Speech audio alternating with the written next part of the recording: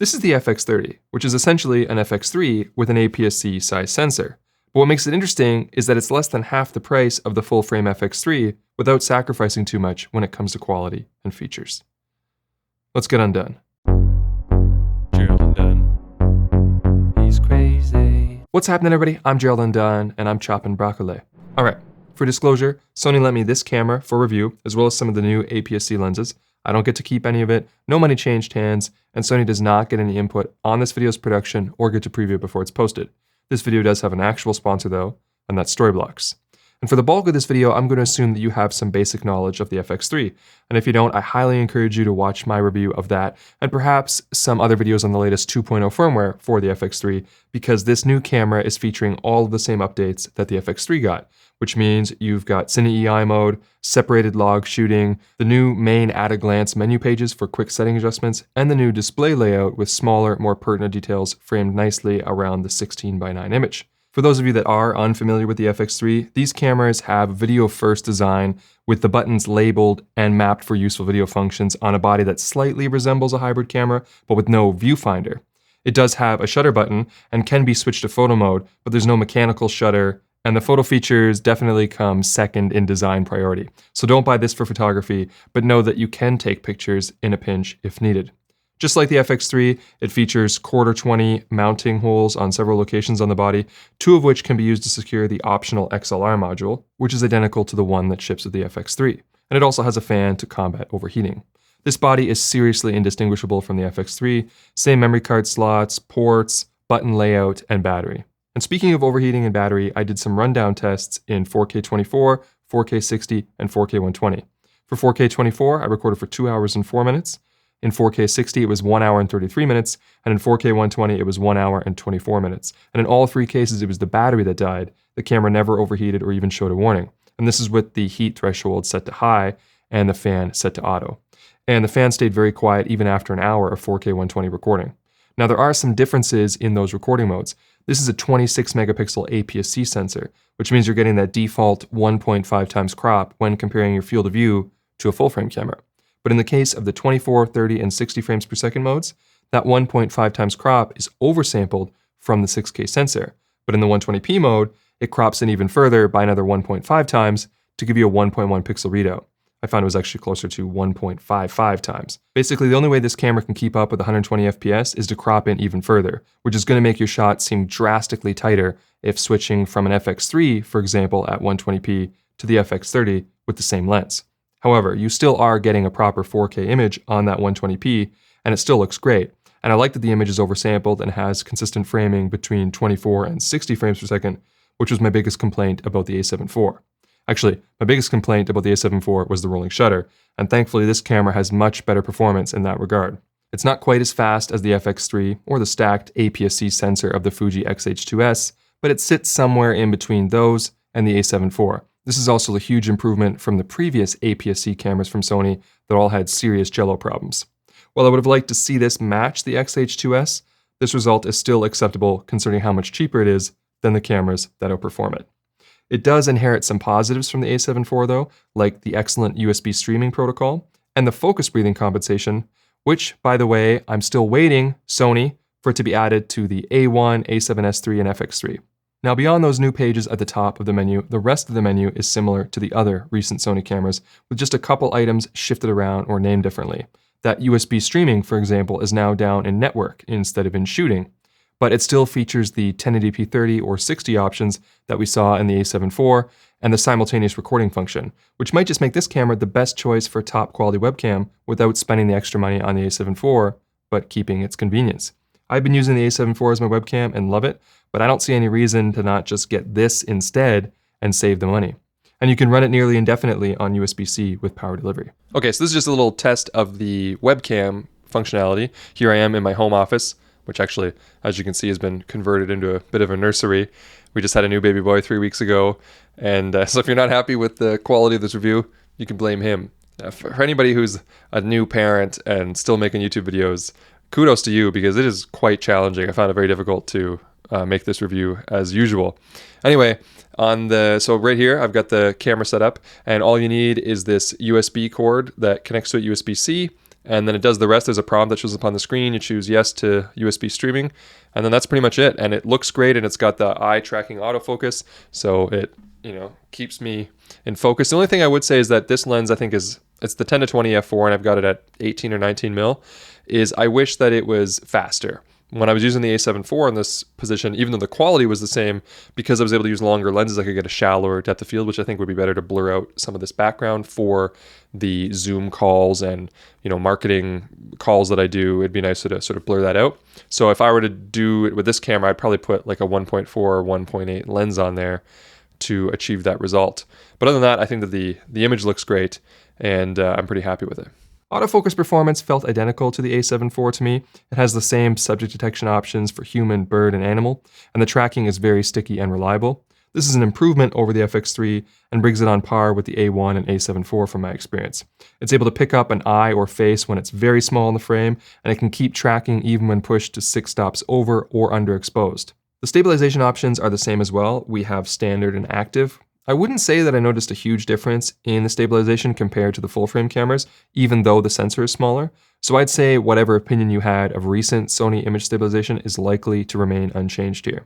Keep in mind though that active stabilization requires an additional crop, which means you can't use it in the 120p mode as you're already shooting 1:1. But you can still use the standard stabilization, and you can use active all the way up to 4K 60. But let's do a little vlog test here to examine the autofocus, rolling shutter, and that stabilization all at once. Now for this, I've got the 3 new APS-C lenses from Sony. Figure we give one of those a try. Normally when I do a vlog in full frame, I shoot 20 mil. I like that field of view the best, which I think the closest that we're gonna get here is probably this 15 millimeter 1.4, which would be kind of like a 22.5 mil full frame field of view equivalent. I don't know. With active stabilization on, this is still pretty tight, and I have to hold it at full arm's length in order to like the shot. Let's try the 11 mil instead. Alternatively, they do have the 10-20, which is great because it also, for those that don't know, the FX3 and the FX30 in these cameras, the lever on the shutter button is a zoom toggle, and it's the same on the FX30. So when you use the 10-20 power zoom or any power zoom lens, then this will activate the lens. And then this, obviously, we could get pretty much match the 20 mil directly because we have that zoom range. This is a good option. This is f4. Okay, this is the 11 mil 1.8, which is now wider than I'm used to. I think my ideal APS-C lens would be like a 13.5. Again, that's why you can use the 10-20 and zoom where you want it. But yeah, we'll use this one. This is the 11 mil 1.8. Okay, vlog test. What do I gotta do to get a sunny day? I've been waiting all week to try and test this thing, and it's been cloudy and rainy all week, so you'll have to excuse any of the muted colors, but this actually makes for an interesting dynamic range test with the metering. So I've got the metering set up here for face priority, and I'm actually shooting an S-Log3, which generally for S-Log3 I don't like to auto meter, I like to set my exposure, but we can get a good check to see how well it can balance face and sky and keep the sky. Because it's overcast, we're gonna get kind of like a relatively uniform high, exposure up here and then low exposure down. If I get in the shadow here, this is kind of like the low, and I'll get the face getting hit a little bit if I step forward, and there's no zebras here. So this is probably like high skin tone, but there's no zebras there. So it should be a good balancing act for this camera. So I'm using the 11 mil lens here. Let's start off with standard stabilization, which is what this is. So this should be unlikely to do any warpy stuff, but will it be stable enough? I'm just walking heavy-footed, not trying too hard, and I'm holding the camera at about 2/3 arm length on the switch pod here. Okay, here we go again, exact same walk, but now with active stabilization. Also, I've got the autofocus, and it's been pinned to my eye this entire time and doesn't seem to be losing it. Anyway, let's put all this together. The rolling shutter, the stabilization in active mode, and the autofocus, and just do an overall test while you evaluate it, while I tell you about today's sponsor, Storyblocks. So sometimes you don't have the shot you need, and there's no way you're gonna be able to go out and get it before you run out of time, run out of money, or run out of patience by completely derailing your creative momentum. And that's where Storyblocks comes in. They've got subscriptions for every budget to give you access to a vast, royalty-free library with unlimited downloads, allowing you to use the footage worry-free for both personal and commercial projects. They're also focused on enriching their catalog with diverse and inclusive content to provide useful assets to creatives with varying needs and audiences. This is all easily accessed using their intuitive interface with filters for 4K video at multiple frame rates, along with backgrounds and After Effects templates. If you've never used Storyblocks before, I think you'll be truly impressed by just how exhaustive their library is, and I encourage you to learn more about them by using the link in the description below. All right, let's talk dynamic range. Sony claims 14 stops of dynamic range when shooting an S-Log3. So naturally, I busted out the Xali 21 and tested it. And yes, I can confirm that Imatest was able to detect 14 stops in each of the tests I ran. That's the top number here next to slope-based DR.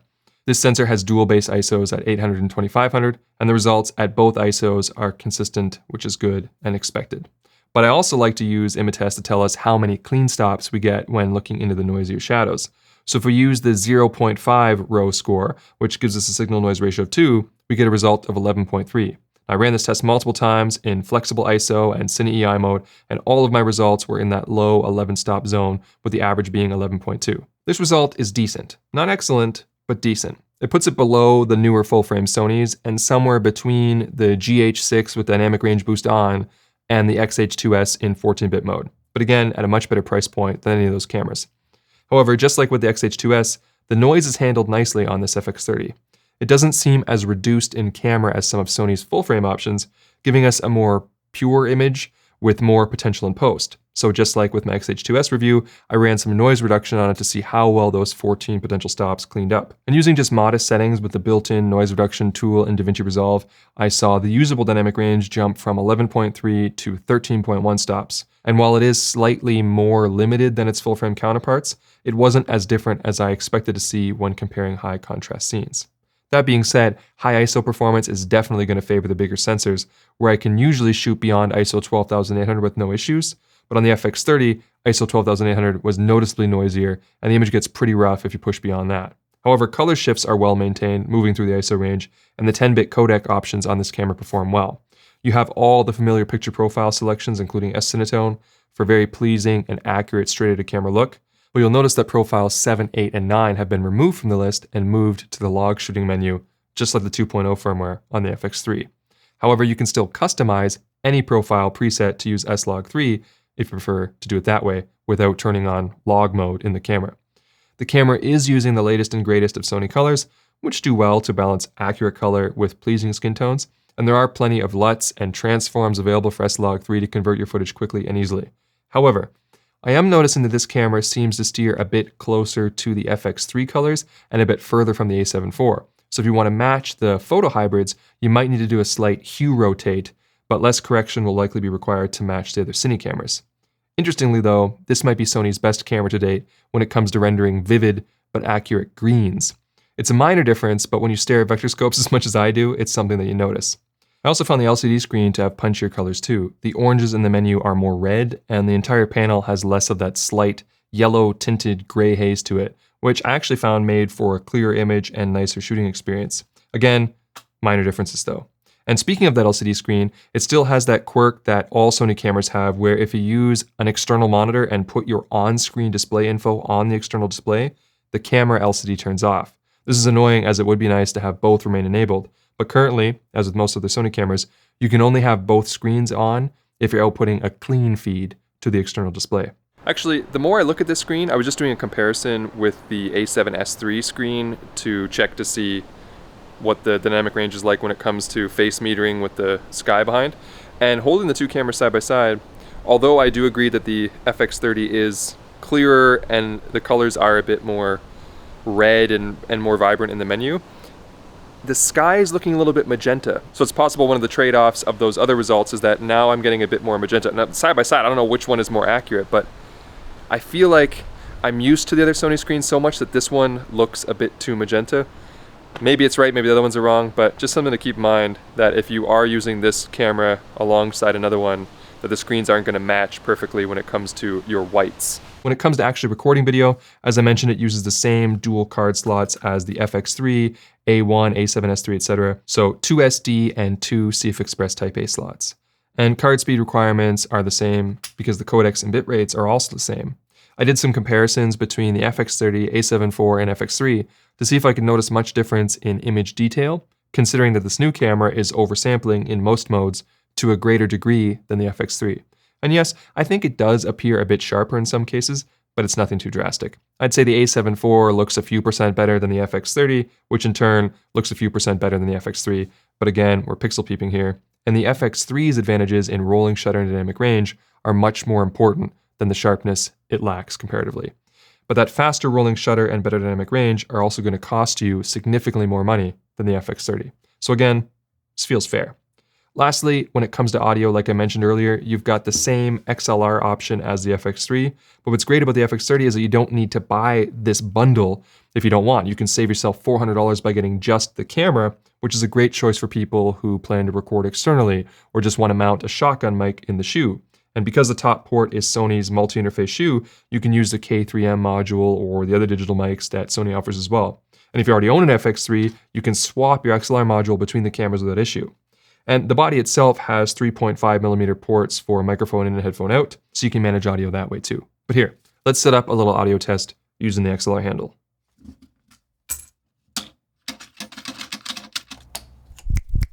Okay, so we are now recording from my regular mic, which is the Sennheiser MKH50 via XLR. I just unplugged it from my Zoom F6 and plugged it in here, and I'm recording in the FX30 to the card.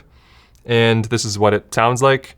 I'm not going to do any processing, so it might sound a little bit different than my regular Zoom F6 recordings because I'm not putting my EQ and any noise reduction on it. So this is just straight into the recorder what it sounds like. This mic sounds pretty good generally though. You just might have a little bit more noise, which is important to not remove any noise so that we can talk about the fan noise. This is what it sounds like when you're just recording normally.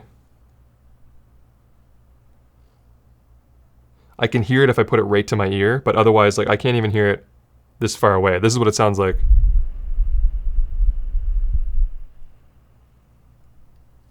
See how quickly it kind of just dissipated? Like I said earlier, that when I was rolling with 4K 120 for an hour, it probably didn't really sound much louder than this. So I really don't think that fan noise is anything you have to worry about. All right, to wrap up, I think this is a great option for video shooters. There are very few trade-offs between this and the much more expensive full-frame options, or even the more expensive APS-C offerings like the Fuji X-H2S. And in some aspects, like versus the A7 IV, this camera actually outpaces it with faster frame rates and better rolling shutter performance. The Fuji pulls ahead with its stacked sensor and more robust photo features, but if you're only shooting video, this camera offers a more compelling value. And in a landscape where every new camera seems to be well over $2,000, it's nice to see such a useful and non-artificially limited body come to the market at a reasonable price. Yeah, all right. I'm done.